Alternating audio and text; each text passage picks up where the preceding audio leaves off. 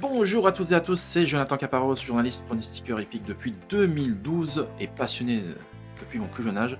Bienvenue sur ma chaîne consacrée aux courses hippiques. Ici on parle essentiellement d'analyse, de pronostics, de tout ce qui tourne autour du microcosme hippique. Alors avant d'aborder le sujet principal de cette vidéo, où d'ailleurs j'ai une très bonne affaire pour mes souscripteurs donc sur mon site internet, que vous aurez les liens sous la vidéo, avant d'aborder le sujet principal, permettez-moi de vous dire de vous abonner à cette chaîne, de liker la vidéo et de la partager auprès du plus grand nombre afin que cette communauté de personnes passionnées s'agrandisse jour après jour. Jingle.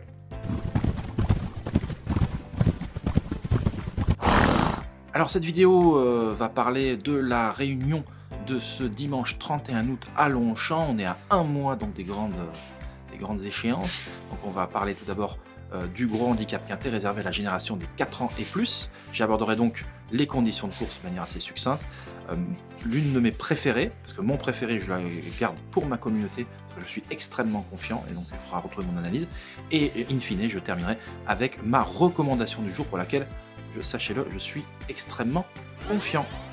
Et donc n'hésite pas également à me dire ce que tu vois, ce que tu penses de mes pronos et de partager les tiens, ça me fera un bien fou d'interagir avec toi. Jingle. Alors, le gros handicap du jour, donc la grande course, c'est des 4 ans et plus sur la distance de 2400 mètres avec la reprise des épreuves en région parisienne, Paris-Longchamp. Et parmi donc les favoris, donc on devrait normalement avoir un terrain bon à souple, il faut toujours se méfier parce qu'il y a des informations au niveau météorologique qui peuvent être contradictoires, mais sachez que Florence, le numéro 12 de cet événement principal du jour, coche quand même toutes les cases. Elle vient d'effectuer des débuts probants à ce niveau le mois dernier sur l'hippodrome de Dieppe en s'emparant du deuxième accessite, non sans avoir dû changer de ligne dans la phase finale. La jument, une fois l'ouverture trouvée, a vraiment bien giclé pour venir s'assurer cette troisième place. Elle terminait quand même à distance respectable le Zulu Warrior, mais elle va retrouver le protégé d'André Fabre avec 3 kg d'avantage et nul doute qu'elle peut clairement prendre sa revanche ici. Elle sera à nouveau, sachez-le, pilotée par Benjamin Marie et elle sera à nouveau munie de ses œillères australiennes. Donc pour toutes ces raisons, je pense qu'elle devrait lutter activement pour les premières places. De là à battre mon préféré, il y a un pas que je ne franchirai pas, donc n'hésitez pas à venir le retrouver. Je vous dis, ça vaut le détour, clairement, parce que j'ai un réseau conséquent, j'ai des yeux qui ne me trompent pas généralement, et ça m'a été conforté par des professionnels du milieu, et donc honnêtement, je pense que ça va être très bien, donc ma bonne affaire pour ce dimanche dans l'événement principal du jour. Je termine donc cette petite vidéo en vous parlant de la recommandation du jour pour laquelle je suis extrêmement confiant. Il s'agit du 507 statistique, donc la bien nommée statistique, fille de Mathematica, donc une pure origine Vertemer et frères.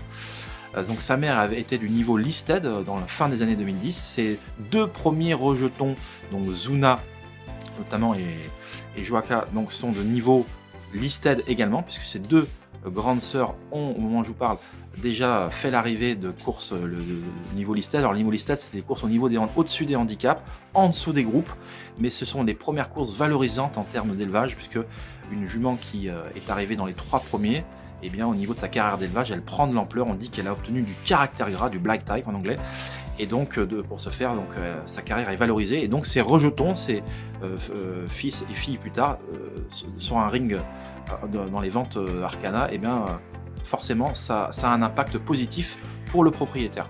Donc cette statistique vraiment me plaît énormément parce que c'est la seule de la course qui est engagée dans le prix Marcel Boussac. On est à un mois des grandes échéances, et les grandes échéances, c'est le premier week-end d'octobre à Longchamp qui va sacrer les meilleures catégories de chevaux, les meilleurs 2 ans, meilleurs 3 ans, et voilà. Et donc du coup le prix Marcel Boussac va tout simplement sacrer la meilleure pouliche de 2 ans sur notre sol. Alors ça peut être une étrangère qui vient de courir la course à Longchamp, mais voilà, donc on affronte le gratin du gratin, et le prix Marcel Boussac est vraiment une épreuve toujours prisée. Et bien sachez que c'est la seule participante au moment où je parle à être engagée dans ce prix Marcel Boussac dans un peu plus d'1 mois, et donc ça veut dire que les propriétaires qui ne manquent pas de moyens, c'est vrai, ont déboursé une certaine somme d'argent pour la voir participer à cette prestigieuse épreuve. Et comme c'est la seule, et qu'elle est très bien née, qui plus est, qu'elle est montée par Maxime Guillon, l'un des jockeys les plus talentueux du peloton, si ce n'est le meilleur. Pour toutes ces raisons, je pense que Statistique devrait justement confirmer les statistiques de cette brillante poulinière qui s'appelait Mathematica. Bon sang ne saurait mentir. Jingle.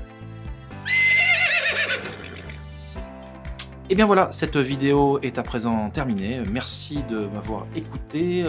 N'hésite surtout pas à partager tes impressions, me dire ce que tu as pensé de ces pronostics, de cette vidéo, à me dire ce que tu vois dans chacune des courses évoquées, même dans d'autres. Ça me fera un bien fou de partager et d'interagir avec toi.